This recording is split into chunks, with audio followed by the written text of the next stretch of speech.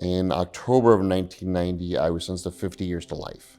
The defendant, Martin Tankleff, as to count 2, murder, second degree. Guilty. But I knew I wasn't going to remain in prison and die in prison as being the murderer of my parents. Marty and I actually go back to the age of 3. We went to lovey-dovey preschool together. We grew up in the same town, Port Jefferson, New York, and we've pretty much known each other all our lives. My father and his business partner, Jerry Sturman, had a serious deteriorating relationship.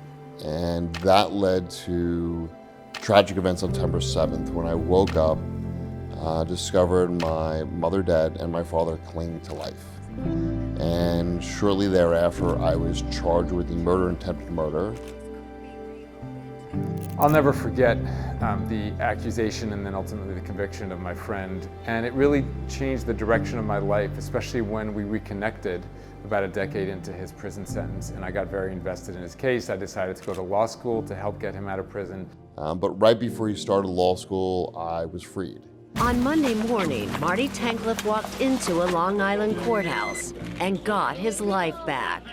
Wrongful convictions are tragically very common. Most serious estimates say they're 5%, some say even higher. With 5% of 2 million people in prison, that's 100,000 people wrongfully convicted currently sitting in a prison cell in a cage for something they didn't do.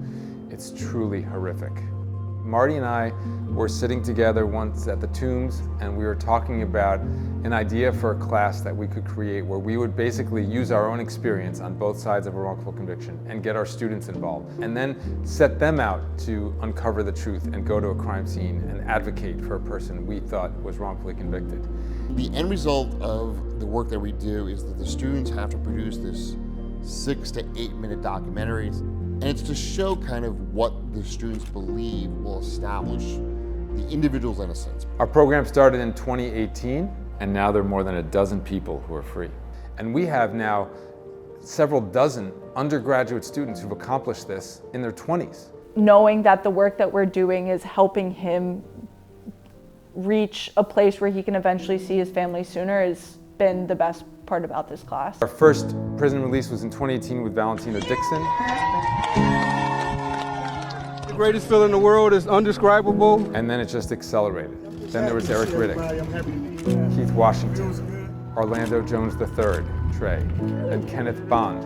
And then we had Muti Ojamu Osajbro, which is our first case from another university, Princeton. Terrell Barros, Edward Martinez, and then Anthony Mills, another one of the Princeton cases. Gary Benlos, and recently Rodney Derrickson. We currently have several other cases or individuals on deck that literally any day now we could see another one of our cases walk out of prison. There's a lot of classes that are teaching you very valuable things that may be able to allow you to make an impact down the line, but I've never taken a course like this one, making an Exoneree, that's allowing you to make an impact right here, right now.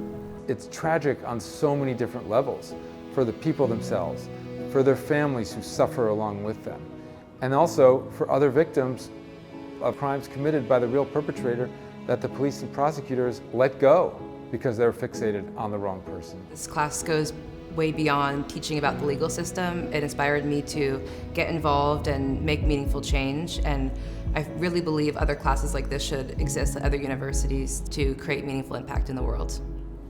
When I look at my mailbox that's just full of letters from prison written by desperate people hoping for a chance to have their case reviewed, to prove their innocence and become free, my heart breaks because we can only help just a few in our program that we've done here at Georgetown. And that's why we sought to expand the program. In 2023, we started at Princeton University, and now this year I'm excited that we're going to begin at NYU and also at UC Santa Cruz. And with that, these 4 schools, we're going to be able to take on 18 cases. So my goal and my dream is to have Making Exoneree in a dozen or maybe dozens of universities, and with undergraduate students reinvestigating cases, creating documentaries, and freeing the innocent from prison.